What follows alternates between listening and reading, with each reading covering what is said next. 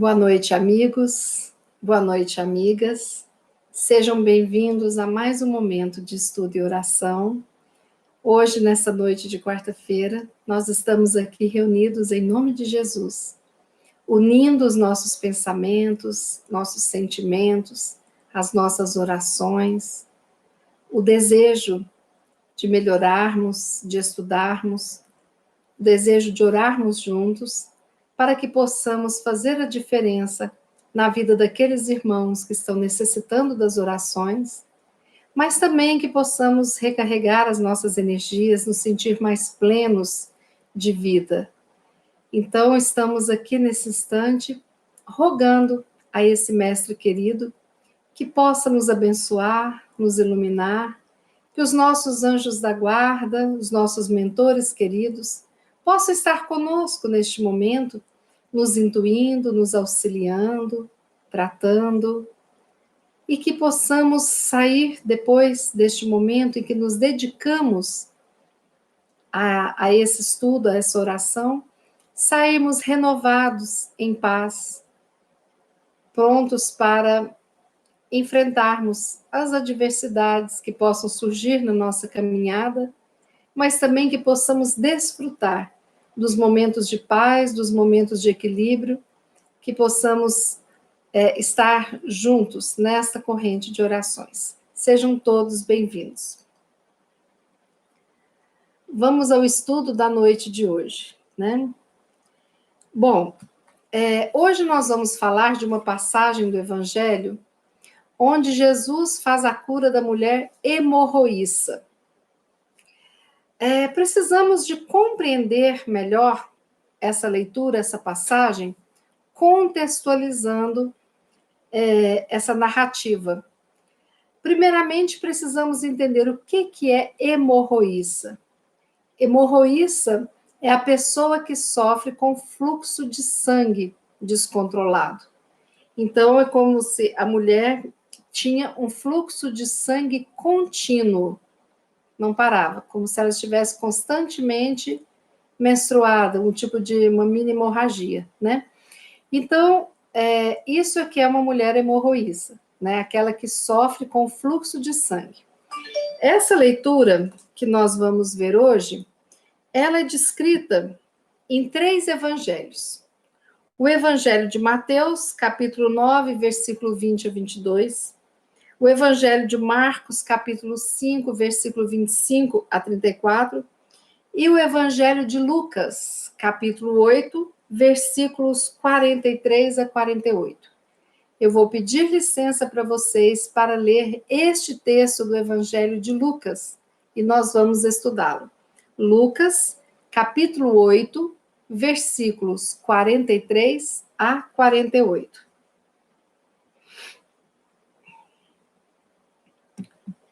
E estava ali certa mulher que havia 12 anos vinha sofrendo de uma hemorragia e gastara tudo o que tinha com os médicos, mas ninguém pudera curá-la. Ela chegou por trás dele, tocou na borda do seu manto e imediatamente cessou a sua hemorragia. Quem tocou em mim? Perguntou Jesus. Como todos negassem, Pedro disse: Mestre, a multidão se aglomera e te comprime. Mas Jesus disse: Alguém tocou em mim. Eu sei que de mim saiu poder. Então, a mulher, vendo que não conseguiria passar despercebida, veio tremendo e prostou-se aos seus pés. Na presença de todo o povo, contou por que tinha tocado nele e como fora instantaneamente curada. Então Jesus lhe disse: Filha, a sua fé te curou. Vá em paz. É lindo, né? Essa passagem, né? Nós temos nesses 3 evangelhos essa passagem que fala dessa mulher e não é citado o nome dela. Mas nós temos algumas citações nos apócrifos. No apócrifo de Nicodemos, por exemplo, eles a chamam de Berenice, ou Serápia, ou Verônica. Então, nós percebemos que no Evangelho de Mateus, Marcos e Lucas, não tinham interesse de falar o nome dela, mas eles tiveram interesse de narrar o que havia acontecido. Primeiro, nós precisamos de entender o que aconteceu neste momento que significava uma mulher que sangrava naquela época.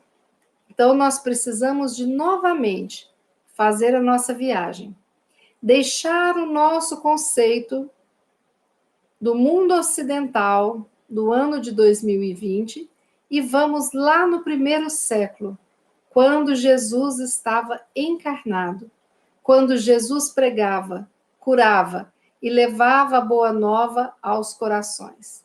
Pois bem, na cultura do povo hebreu, durante todo o período menstrual, a mulher era considerada impura. Todos os meses da vida toda em que ela estivesse menstruada, ela era considerada impura. Porque, na realidade, ninguém podia ter o contato físico com a pessoa impura. Na realidade, assim, até o sangue dos animais era considerado impuro e depois tinha todo um processo para tirar essas impurezas para a pessoa voltar à realidade. Então, poderia ser o sangue matando um bicho, tudo mais, depois tinha que ter o ritual da purificação. E a mulher, nos dias de menstruação, ela era considerada impura. Pois bem,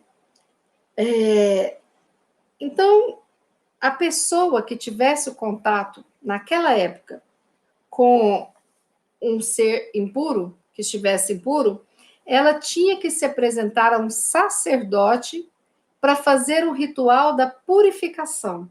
Olha que interessante. Como que era esse ritual? As pessoas que tinham menos recursos, elas tinham que levar 2 passarinhos, 2 pássaros vivos. Aí o sacerdote matava esses 2 passarinhos, aí o sangue era colocado nessa bacia que era dedicada ao sacrifício. Esse era um dos rituais de purificação. E eles acreditavam que depois disso a pessoa já não estaria mais impura por ter tido contato.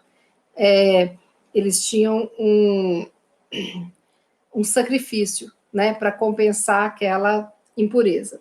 Pois bem, vocês imaginem bem essa coitada, né? Pensem na provação dela, porque ela estava há 12 anos sangrando. 12 anos que ela não parava de sangrar.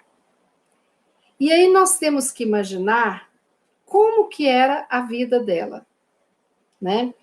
Nós temos alguns textos, inclusive um texto de um livro de Divaldo, e a psicografia de Divaldo, né? Mas de Amélia Rodrigues, que falava um pouquinho sobre Berenice, Serápia ou Verônica, né? Então, ela era considerada impura há 12 anos, porque ela sangrava.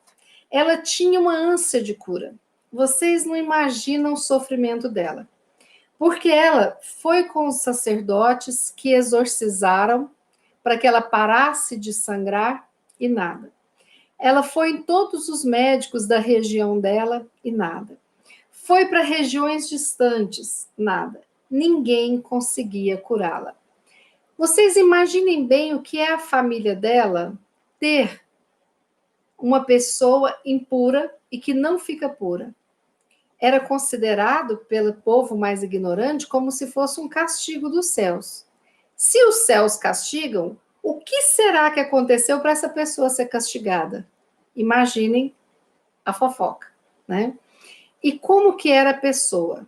Naquela época, quando as mulheres tinham a menstruação, muitas vezes tinha um quartinho separado para elas da casa, para que elas pudessem ficar ali, ou o esposo se retirava, ia para outro aposento, né? Mas não tinha o contato com ela, ninguém, nem um abraço. Se tivesse filhinho, aquele momento, aqueles dias, durava mais ou menos uma semana esse ritual, que eles não podiam encostar nos filhos, né? Abraçar ninguém, sabe? Realmente, contato zero. Agora vocês imaginem essa pessoa, há 12 anos, sofrendo com esse fluxo sanguíneo que não parava. Todo mundo já sabia da história, os sacerdotes faziam rituais, fizeram várias tentativas de vários rituais e não conseguiram nada de cura, né? Ela já ficava constrangida e ela percebeu que os familiares dela ficavam constrangidos com a presença dela, ela se sentia exposta e sentia que eles já detestavam a presença dela na casa, né? Então, ela pegou tudo que ela tinha de bens materiais e gastou buscando tratamentos. Nada, tudo em vão. Bom, aí ela chegou na cidade buscando o conhecimento de um médico que ainda não havia sido consultado. Mas quando ela chegou lá, ela ouviu dizer de um profeta de Nazaré que acabava de chegar em Cafarnaum. E ela escutou a história de que uma tormenta indescritível havia tomado conta de lá e que eles sobreviveram a essa tormenta. Contavam que Jesus havia conversado com o vento, com as nuvens, e ela foi ficando cada vez mais curiosa e queriam escutar aquilo. Só que ela ouviu falar que esse homem também curava, e tinha várias pessoas que foram curadas por ele, cegos, paralíticos, endemoniados, e ela foi crescendo no desejo de conhecer esse Jesus. Então, ela ouviu falar que Jesus havia curado a filha de Jairo e que ele sempre contava essas novidades ali, o povo ficava contando as novidades, ela escutando daqui e dali. Só que ela ficava envolta nos seus véus, porque vocês imaginem a aparência dela, sendo que ela não podia sair à rua, ela tinha que ficar em casa, para sair só para se tratar. Então ela estava magra, esquálida, com aquela cara de enferma, chamava a atenção dela, né? Porque ela não parava o sangramento. Então, ela ouviu falar de Jesus e ela procurou uma forma de chegar até ele. Só que ela leva um susto, porque envolto perto de Jesus está uma multidão. Por onde Jesus passava, ficava aquela multidão ao redor dele. Mas ela pensa: eu preciso de ir até ele. Eu preciso de ultrapassar essa multidão. E ela vai ali se encolhendo no meio das pessoas até que ela se aproxima mais de Jesus. Quando ela aproxima dele, o coração dela parece que salta do peito, de tanta emoção que ela tinha percebido que tinha chegado perto daquele momento. A voz dela não conseguia sair da garganta. O que ela ia falar? Ela ia se expor no meio daquela gente? O que eles poderiam fazer com ela, né? Então ela já tinha sido muito humilhada. Durante anos ela vinha sendo humilhada e não era aceita nem para a família. Como que uma turba de gente iria aceitá-la em algum momento? Então ela acreditou que ele tinha uma força, porque ela sentia que saía dele uma energia, uma força extraordinária. Então, o que ela faz? Ela se aproxima por trás de Jesus e dá um jeitinho de alongar, de levar o braço magrinho dela até tocar a veste de Jesus. No mesmo momento, ela sentiu as cólicas pararem na sua barriga e ela sentiu que o sangue havia estancado. Uma sensação estranha a dominou e ela sentiu-se renovada. E ela sentiu um êxtase naquele momento. Só que nós vamos fazer um breve parágrafo para entender onde é que ela tocou Jesus. Porque ela toca Jesus na barra da túnica dele, na borda, né? E o Evangelho fala que ele toca na orla da túnica. O que é a orla de uma túnica? Tem a túnica, só que eles tinham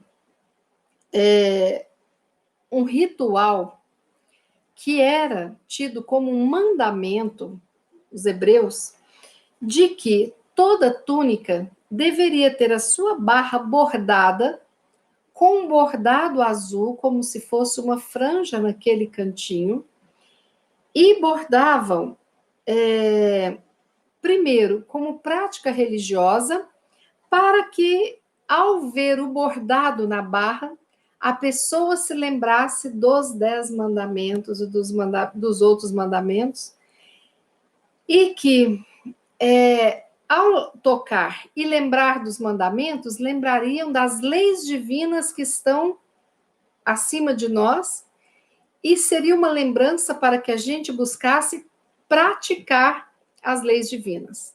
Então, para isso, tinha a orla, que era esse bordado, lá na barra da túnica, em azul, o bordado com algumas franjas, um pedaço lá, e quando a pessoa olha, a pessoa lembra de cumprir os mandamentos.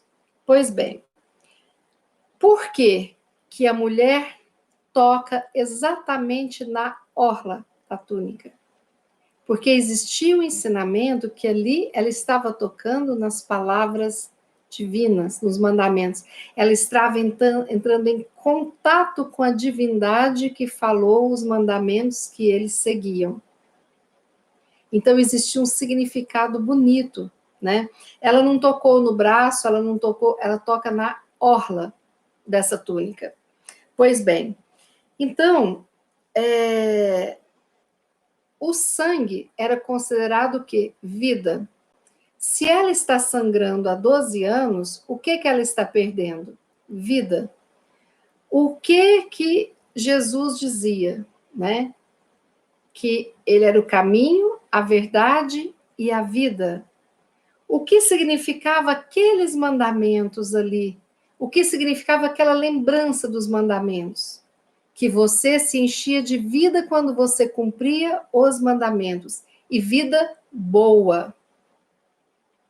Então, o significado do ritual dessa mulher foi tocar na orla, onde ela sabia que, de alguma forma, ela iria receber a vida, porque ela estava com aquele que ela acreditava ser o enviado de Deus.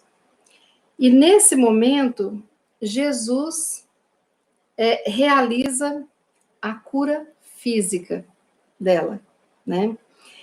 E junto com a cura física, a gente sabe que tem outras curas também, né? Quando Jesus para e fala, quem me tocou? Ele não se vira, ele pergunta, quem me tocou? Os discípulos falam, impossível, mestre, saber.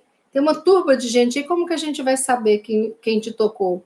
Aí Jesus insiste, alguém me tocou diferente, porque saiu de mim uma virtude, um poder. E aí ela falou, meu segredo foi descoberto. E ela vai tremendo de medo, de pânico, e confessa para Jesus, porque ela não deu conta de fugir, de sair correndo, nem de mentir, porque ela sabia daquela aura, daquela grandeza. Então, quando ela fala, conta a história para Jesus, esperando que Jesus, junto com os outros, pudessem recriminá-la, o que ia acontecer com ela, e ela percebe que Jesus a envolve com seu olhar, aquele olhar maravilhoso de Jesus. E ele diz: filha, vá em paz, a fé te salvou, fica livre do teu mal. Lágrimas tomam conta daquela mulher.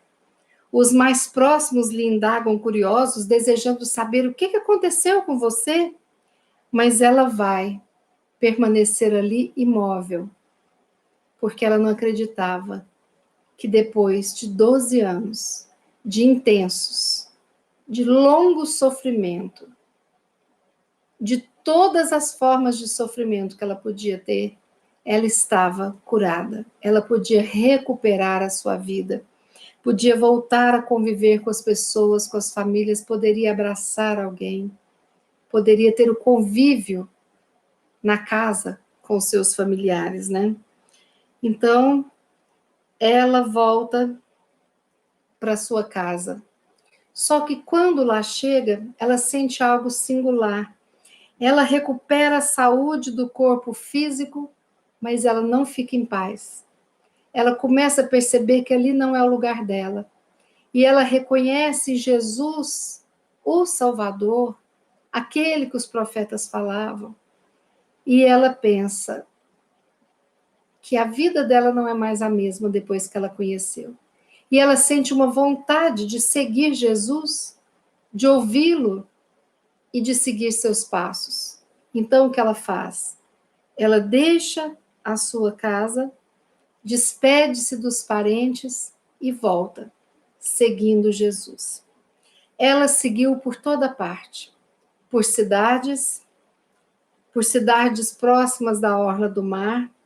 Ela alimentava o espírito dela com as palavras dele, que eram fonte de vida. Ela encontrou a felicidade seguindo Jesus.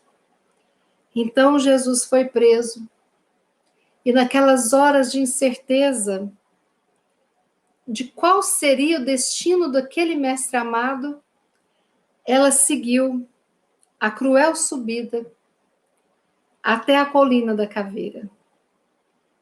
Sob o peso do madeiro que Jesus carregava, enfraquecido por não ter se alimentado direito desde a noite anterior, pelas longas horas de flagelação, ele cai. No momento que Jesus cai sob o peso da cruz, ela não se contém e ela se arrisca. Ela pega uma toalha branca de linho que ela trazia e ela envolve a face ensanguentada e dolorida de Jesus. Quando ela retira essa toalha, o rosto dele, tingido pelo sangue, fica marcado. Ele olha demoradamente para ela naquele momento. Os lábios dele nada diz, mas ela ouve a voz que fala: vai em paz, eu lembrar-me-ei de ti. Então, as tradições diziam que ela se chamava Serápia, mas que depois desse episódio mudou o nome para Verônica, que significa verdadeira imagem. Pois bem, que importa? Serápia, Berenice, Verônica, não importa o nome. Ela acompanha o mestre até esse momento de dor. Ela rompe o cordão de isolamento para limpar o rosto daquele que deitou sobre ela um olhar amoroso quando a curara há tempos atrás. Então, Verônica tem uma imensa gratidão por Jesus. E nós percebemos que naqueles anos atrás ela estava morta, sem vida. Ela sentia que ela estava indo embora, morrendo a cada dia. E Jesus restituiu-lhe a vida. Só que ela volta para sua casa e ela percebeu que ela havia recebido a vida física, mas que a vida espiritual não estava ali onde ela estava. Ela decide mais uma vez ser corajosa e acompanhar o mestre. E novamente, a fé dela faz com que ela rompa as barreiras e novamente chegue perto de Jesus. E quando ela faz isso, ela recebe o olhar de Jesus, de gratidão pelo que ela havia feito. Mas lá atrás, quando ela foi curada, né, ela consegue perceber que ali, naquele momento, ela estava diante da pessoa que faria diferença na sua vida, que traria para ela a fonte de água cristalina da paz, de espírito, do conhecimento. Ela bebia as suas palavras durante todo o tempo que ela acompanhou. Pois bem, então, como que é a fé da mulher hemorroísa? É uma fé passiva ou uma fé ativa? Ela tem uma fé ativa. E nós pensamos, mas a gente nem não tem fé. Nós temos. Nós temos fé. Quando você entra no avião, você tem fé que você vai fazer a sua viagem, vai chegar lá, você confia, né? Quando você estuda bem, você tem uma fé de que você vai se sair bem, né? Então, nós temos fé em todos os momentos da vida. Mas muitas vezes nós buscamos uma fé passiva. Não. A nossa fé tem que ser ativa.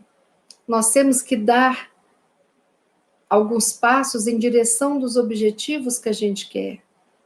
Porque se Verônica tivesse ficado lá na sua casa acomodada, ela não teria nem mesmo conhecido Jesus. Pessoalmente, vocês pensem bem o que é isso, estar junto de Jesus nesse momento. Então, foram 12 anos de sofrimento. Aí ela tomou uma atitude mais radical. Ela saiu de casa em busca disso, né? Aí o estudo dessa parábola do Haroldo Dutra, ele conta uma história muito engraçada, que ele fala da história do cachorro. Que um homem parou num posto para poder abastecer, escutou o uivar do cachorro chorando. Aí ele foi ao banheiro, tomou o lanche, abasteceu. Quando voltou, o cachorro está uivando. Aí ele virou para o cara e falou assim: mas por que aquele cachorro ali está uivando? Aí o cara do posto falou: é porque ele está deitado em cima de um prego. Aí o homem achou esquisito e falou assim: mas o cachorro deitado em cima de um prego está uivando? Está sentindo dor. Sim, ele está com uma dor. Mas a dor não é tão grande que o faça levantar-se do prego qual ele está deitado em cima. Ele uiva. Então, o cachorro não tomou uma atitude, porque também ele estava numa zona de semi-conforto. Mas se a dor apertasse mais um pouco, ele ia levantar. Só que era um cachorro meio masoquista esse, né? Porque na primeira cutucada de um prego eu já teria levantado rapidamente. Então, às vezes, a gente está sentindo prego na gente. A gente está deitado no prego sem perceber, reclamando da nossa vida, reclamando de inúmeras situações que a gente está vivenciando. E não tomamos atitude. Porque essa mulher, ela estava com uma dor tão profunda, um sofrimento tão horroroso, que ela toma uma atitude drástica de tentar, de uma vez por todas, a cura daquele mal que a cometera. Como que está a nossa fé? Será que nós teríamos disponibilidade em ir atrás deste mestre? Ou será que nós estamos acomodados não a um, mas a vários pregos? Será que a gente está com um prego na cama que a gente dorme? No sofá que a gente senta? Na cadeira? No carro? Será que nós temos sentido pequenas dores e nos acostumado por falta de iniciativa, de vontade, de darmos um jeito naquilo que nos incomoda, de buscar ajuda, de acreditar em algo superior que pode nos ajudar a nos tirar daquela situação de intenso sofrimento, né? Pois bem, então, a fé faz isso com a gente.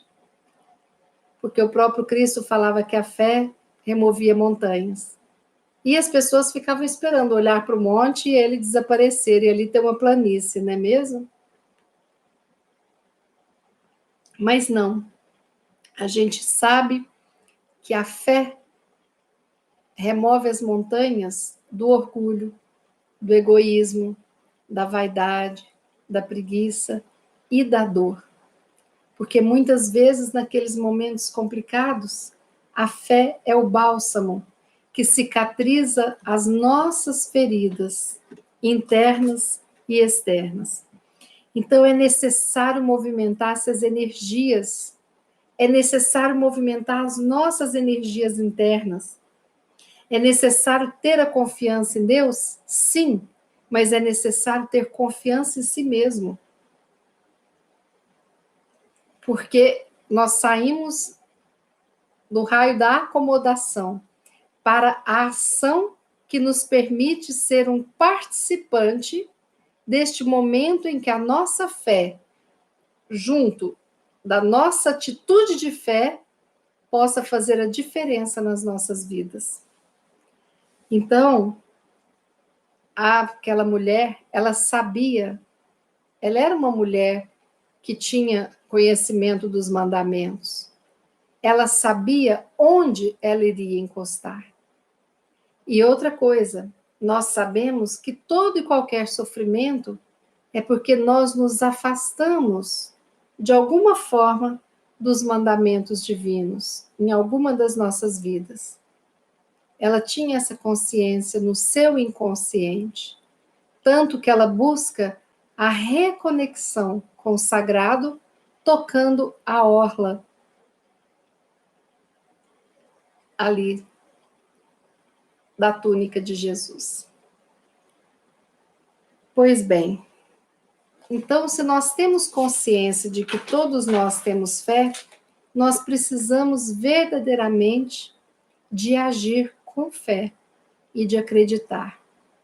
São muitos os relatos de todas essas pessoas que passaram por Jesus e que tiveram sua vida completamente mudada. E pessoas que, no máximo do sofrimento, iam buscá-lo. Naquelas estradas areentas, poeirosas, cheias de poeiras, iam com hanseníase, com filhos endemoniados, com pessoas amarradas naquelas camas, naquelas padiolas, no desespero de chegar perto de Jesus para receber uma cura.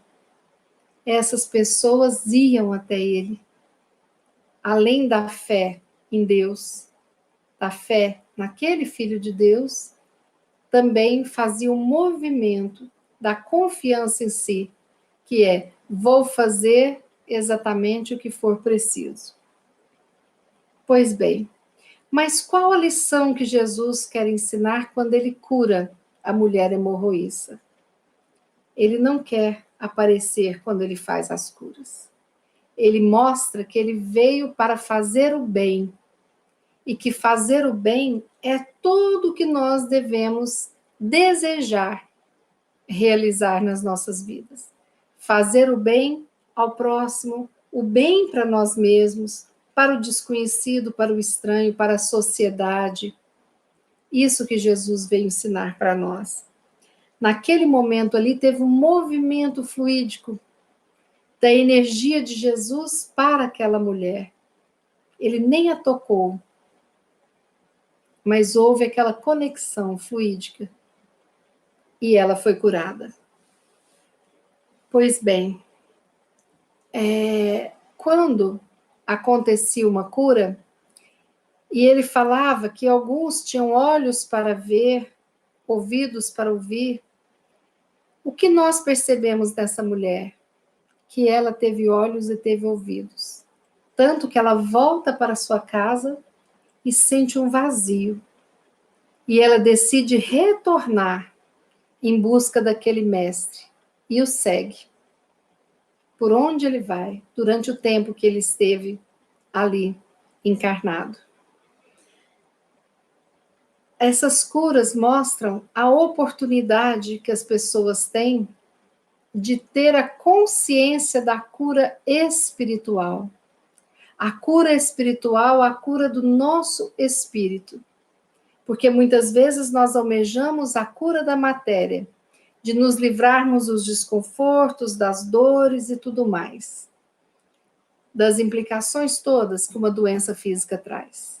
Mas nós precisamos de saber que muitas vezes uma doença se instala para que nós sejamos curados dos nossos espíritos doentios, que se perderam em muitas vidas, em muitos momentos, com pensamentos, sentimentos e ações contrários às leis divinas.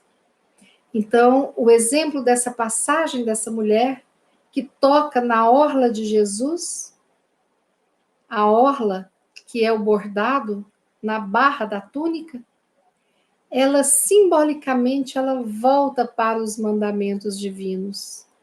Ela se reconecta com esse Pai consagrado.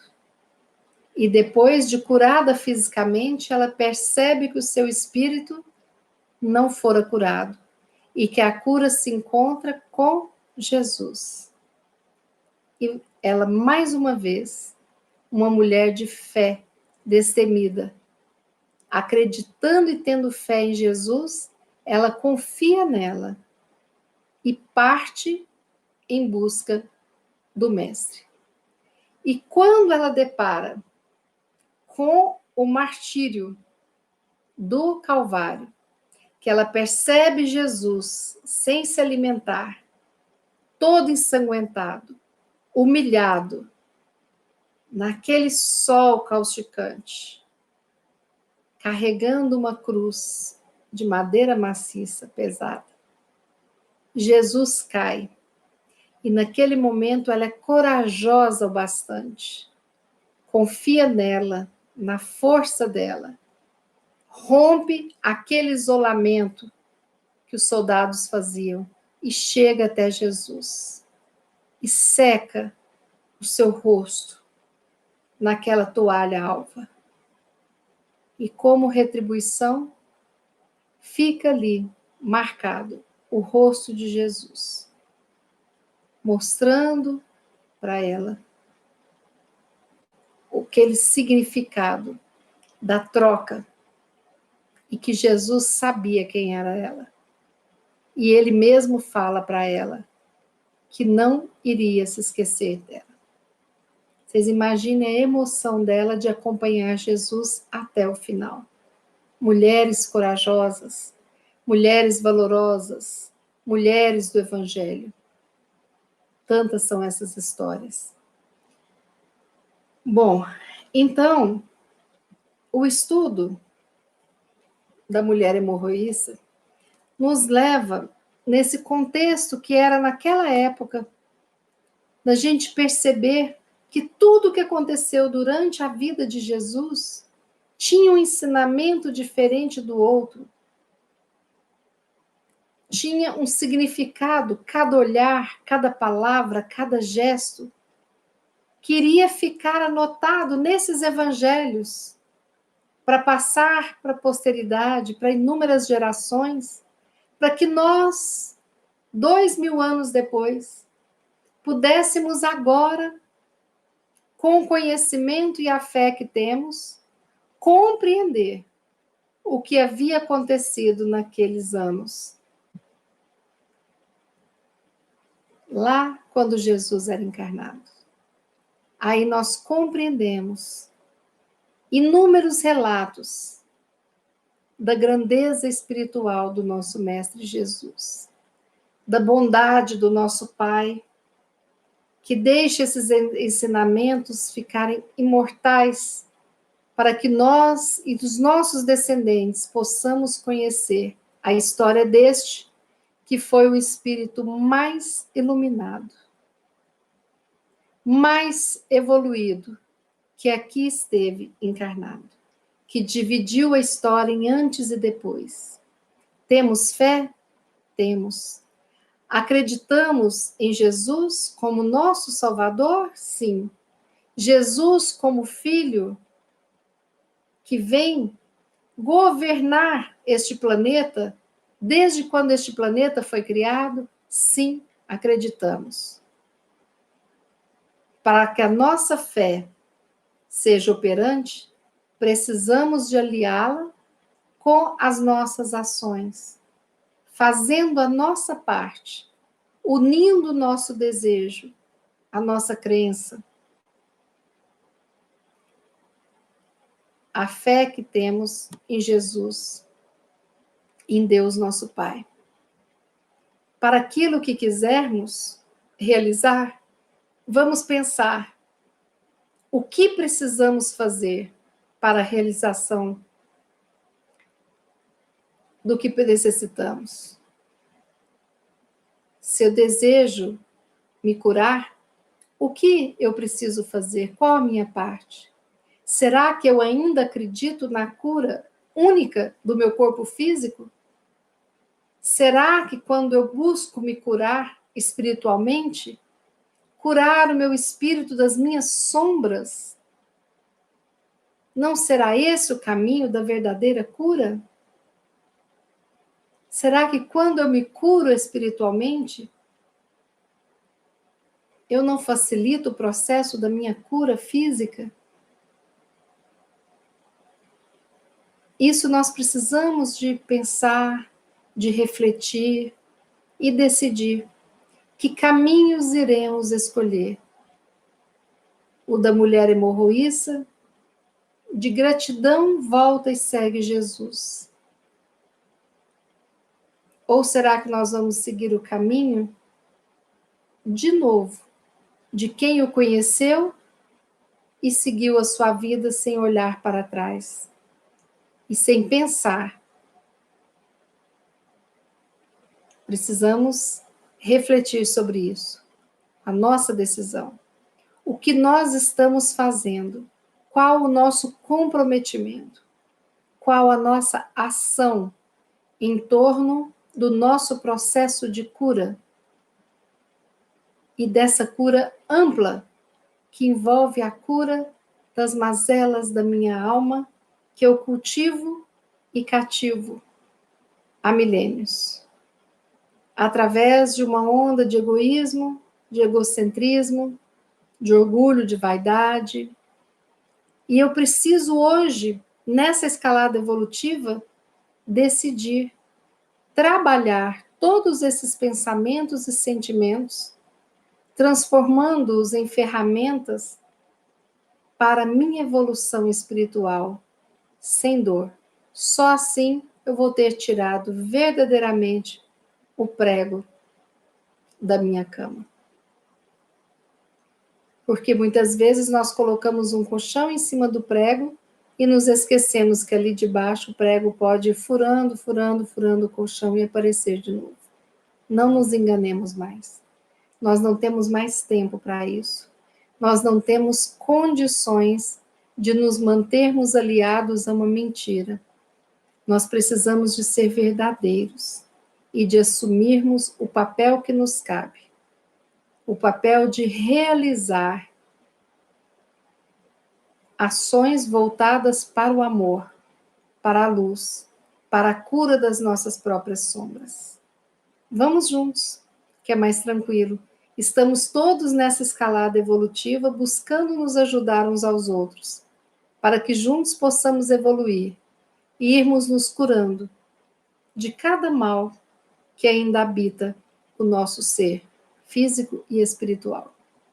Vamos refletir sobre essa bela passagem.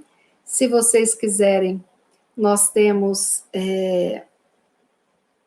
a passagem da Bíblia que já está colocada no Evangelho, né, de Lucas, que já está colocada no canal, e temos também As Primícias do Reino, A Mulher Hemorroíça, pelo espírito Amélia Rodrigues, psicografia de Divaldo Franco, para quem quiser ler mais, né? Então é isso, meus amigos, que essa reflexão possa calar fundo na nossa alma e que durante inúmeras vezes nós possamos retornar a ela pensando, refletindo e aprendendo. Porque não foi no primeiro momento que a mulher hemorroíça se curou e já ficou ali com Jesus, não. Ela voltou para o seu lar, ela experimentou, ela sentiu e depois decidiu. E nossos processos serão assim também. Nós vamos pensar, refletir sobre esses ensinamentos e depois tomaremos decisões para o nosso bem que promovam a nossa cura. Porque quando nós falamos do nosso bem verdadeiro, é a proximidade com o nosso Mestre Jesus, com as leis divinas que são colocadas para nos ensinar.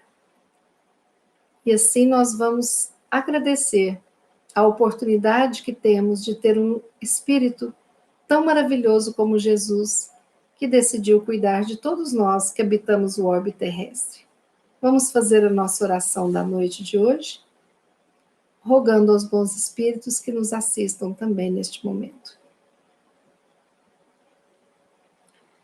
Pai de infinita bondade, nós te agradecemos mais uma vez pela oportunidade que estamos aqui tendo de estarmos contigo em oração, em comunhão de energias. Jesus querido, quanta gratidão pela sua vinda aqui encarnados, nos ensinando tantas lições maravilhosas que ficam tatuadas nas nossas almas para sempre. Obrigada, mestre. Obrigada a todos esses que escreveram os evangelhos e nos deixaram essas histórias maravilhosas para que pudéssemos ler quantas vezes fosse necessário e refletirmos sobre elas. Agradecemos a todos esses amigos queridos, Chico, Divaldo, que psicografam essas obras maravilhosas que temos estudado aqui. Obrigada. Proteja esses queridos que tanto trabalham em prol da humanidade. Proteja, Jesus, todos aqueles que são vinculados aos trabalhos voluntários, que nada recebem e que são religiosos, porque são ligados a essa energia do sagrado, mas que amam verdadeiramente os seus irmãos de fé, os seus irmãos por parte do nosso Pai divino. Obrigada, Jesus, por termos um lar, por termos uma família, por termos inteligência, pelo nosso corpo físico, pela nossa inteligência, pela nossa alegria, por podermos olhar tudo ao nosso redor, sentir, ouvir, falar, por podermos ter mãos e pés. Obrigada, Jesus, pelos amigos que cruzaram o nosso caminho, nesta e em todas as encarnações.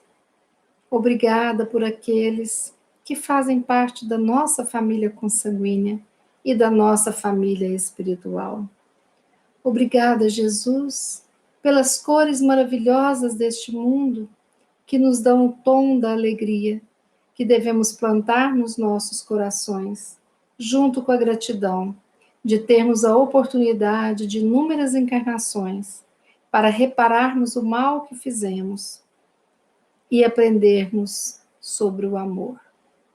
Te pedimos, Mestre querido, que neste momento que a humanidade é assolada por esta pandemia, que o Senhor possa envolver a nossa terra com essa luz bendita, unindo com as nossas vibrações, que cada lar deste planeta seja abençoado com a luz do amor, da cura, da verdade, que nós possamos juntos vibrar para que nós possamos plasmar saúde, paz e harmonia, e que este mundo que habitamos cada vez mais se aproxime do período da regeneração, onde as dores sejam minimizadas, os sofrimentos, os ódios, os rancores, a violência, e que tudo isso dê lugar ao amor, à paz, à alegria e à harmonia.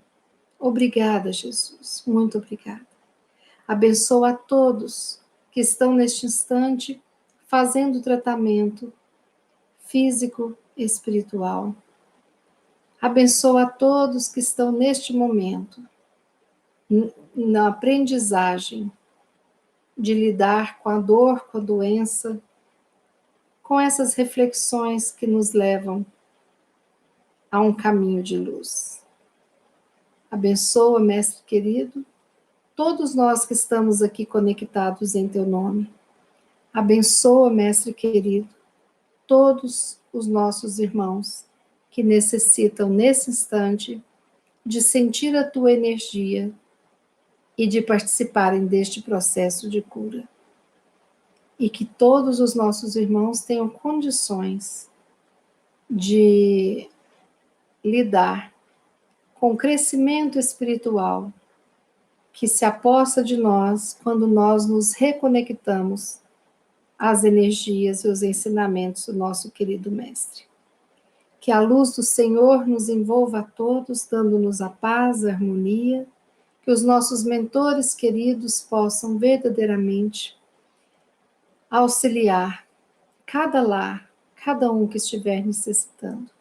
Que nós possamos não nos esquecer dos nossos anjos da guarda, que estão sempre conosco, nos intuindo, nos auxiliando. Assim finalizamos esta oração com muita gratidão no coração, pedindo que estes tratamentos possam ser realizados em todos nós e que possamos sair renovados na energia e continuarmos a nossa estrada com fé, com esperança e com alegria por termos Jesus como nosso guia. Que assim seja.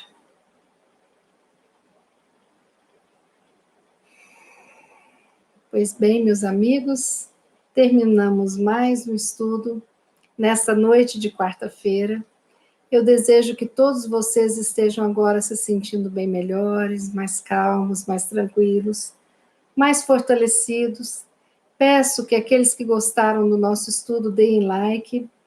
Peço que divulguem o nosso canal se acharem que possa auxiliar alguém, que possa ser útil para alguém. Estão todos convidados para formarem conosco essa corrente de oração. E assim desejo que a noite de cada um seja abençoada, leve, sem nenhum prego na cama, e que todos possam ficar em paz, com alegria, deste momento que estivemos reunidos sob as bênçãos de Jesus, e que amanhã, quando o sol nascer, que possamos abrir os nossos olhos, estamos vivos, agradecer por mais um dia e aproveitar a oportunidade, vivendo o hoje, sem o peso do passado, sem a ansiedade do futuro, para que juntos possamos ter uma quinta-feira maravilhosa de trabalho, de realizações e de gratidão. Uma boa noite, amigos.